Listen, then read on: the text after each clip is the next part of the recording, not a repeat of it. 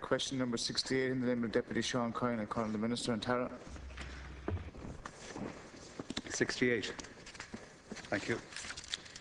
The National Council for Special Education, NCSE, has established a working group to develop a proposal for consideration of a new model for the allocation of teaching supports for children with special education needs based on the educational profile of a school.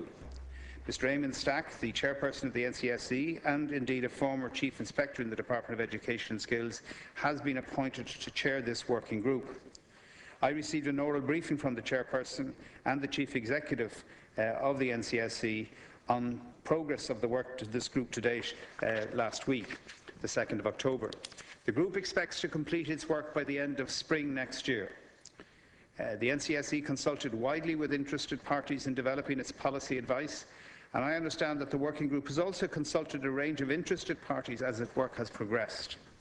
The final proposals will be considered by the Department prior to any changes being made to the existing allocation system.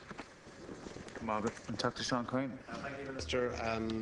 I understood that the report was to be published at the beginning of September. Obviously, there's ongoing delays, so you're stating the end of the spring. Obviously, I'm raising this question in the context of the concerns by parents of children with Down syndrome. The campaign by the Down Syndrome Education and Quality Advocates to have Down syndrome recognised as a low-incidence disability by the Department and be awarded maximum hours under the resource teaching.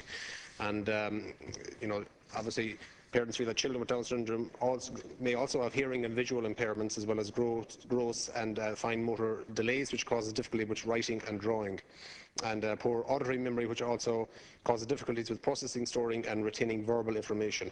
And they believe that the general allocation model does not meet such complex needs. Obviously, you received an oral progress report. Any progress that you'd like to share with the all at this moment? Deputy McGonagall. Yeah, thank you. Just to support Deputy Coyne in his call for resource teaching hours for children with Down syndrome, and to have them added on to the low incidence resource qualifying hours. And Minister, as well, just I'd like maybe if you could give us some clarification in terms of what the deadline is expected for the report to be completed, and also what timeline you expect following on from that for any new system that you may be considering to be put in place. And to point out, as Deputy Coyne said, in the meantime, children with Down syndrome will not be qualifying. They are a small category. It's been estimated by the parents group supporting them that for €1 million a year they could be added to the list to automatically receive resource hours. I think, Minister, that's something which I think you should reconsider. I know you've taken the line so far that you're not going to include them, but I would ask that you reconsider that position. Thank you. Dr. Fine McGrath. Thank you, Cardiff. I also want to agree with my colleagues, Deputy Sean Coyne and Deputy Charlie McConnell, in relation to this particular issue. And can I also declare an interest as well, Chair, in relation to, I'm also a parent of a daughter with Down syndrome, but she's well aware now at this stage. But to go back to the main issue, what I'd like to ask the Minister is, when the working group was started, did it consult with the parents in Down Syndrome Ireland, who represent over 2,000 families, in relation to these resource hours?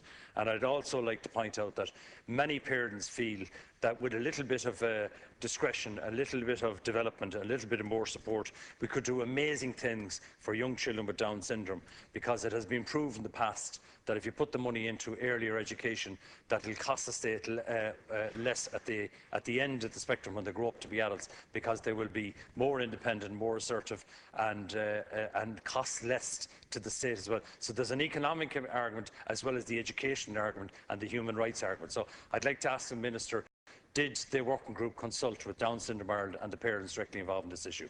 Thank you, Chair. Tara.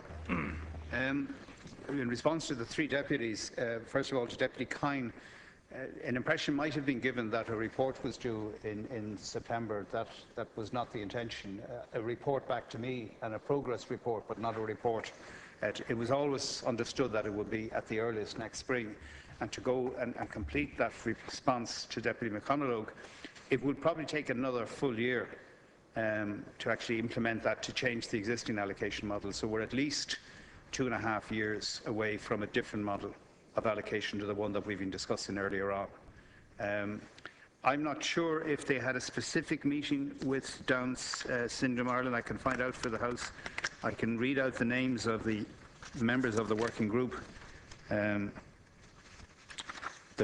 Eamon Stack, Anya Lynch, CEO of the National Parents Council, Mary Byrne, Secretary of Special Education, Catherine O'Leary, Parent and Board Director of Inclusion Ireland, Don Mahan, Assistant Secretary, Inspector in the Department, Anne English, Principal Primary School, Maureen Costello, Director of National Education Psychological Services, Antoinette McGarrett, Principal in a Post-Primary School, Peter Archer, Director of the ERC in Drumcondra, Pat Kinsella, an NCSE member, Brian Mavilla-Fotherick, Inspector in the DES, Etna Fitzgerald, Head of Policy and Research in the National Disability Authority, James O'Grady, another NCSE member, and then staff from the Department of Children and Youth Affairs.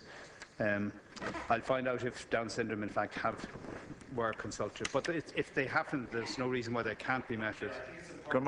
Thank you. Yes.